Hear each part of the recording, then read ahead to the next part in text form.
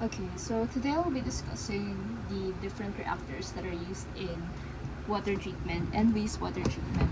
So there are basically three types. The simplest type is the batch reactor. So when you have a batch reactor, you have your flow coming in right here, or your flow coming in this inlet, and you close it off.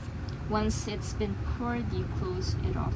Close this, you close this, and the stirrer or agitator begins to mix the fluids. Second type is the CMR, complete mix reactor, or continuous stirring tank reactor. And the reason why it's called complete mix or continuous stirring is because unlike in a batch reactor, you don't close it off. There's always flow coming in and out of your system, and this stirrer or agitator right here is mixing it. So as you can see, a batch is simpler because you can just have someone close it off or on. So it has a lower cost initially, but it has a higher operational cost. But for CSTR, it may have a higher initial cost, but it is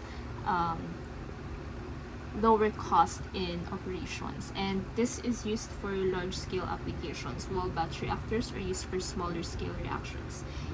Next type is the plug flow reactor, PFR. So in a plug flow reactor, you have your inlet here and you have your outlet over here, and its defining characteristic is that it's only mixing the fluid in one direction. Like in here, it's not going like in circles, right? It's just really going in one direction. So it is also used in large scale applications. Its difference in CMR is that it is more applicable for high pressure and high heat applications. It is more advisable than CMR or CSTR.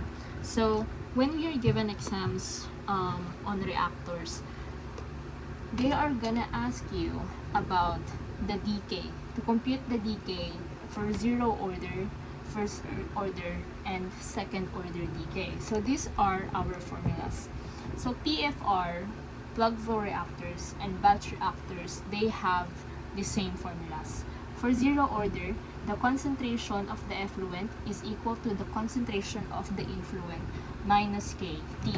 So K is in per second, so they're gonna give you a constant like 0.002 per second, and it will cancel out because you multiply it by the time in seconds as well. So the difference in batch reactors and PFR is in batch you may already be given the time, but in plug flow reactions sometimes they give you the flow rate and you have to compute for the time. So remember that flow rate is volume over time. So if you have the flow rate and you have the volume, you can already compute for the time. So for first order, the concentration effluent is equal to the concentration influent times E raised to the negative KT. So that's very straightforward.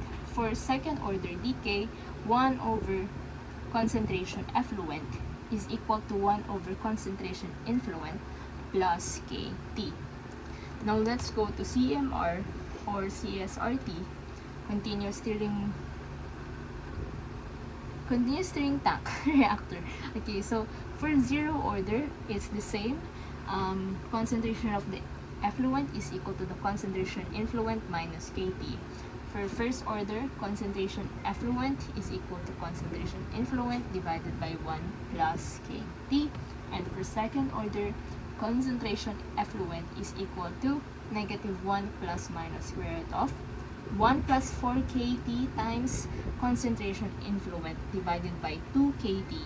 So it looks very much like quadratic equation because that's what it is. So these are the formulas that you have to remember for batch and CMR and PFR reactions.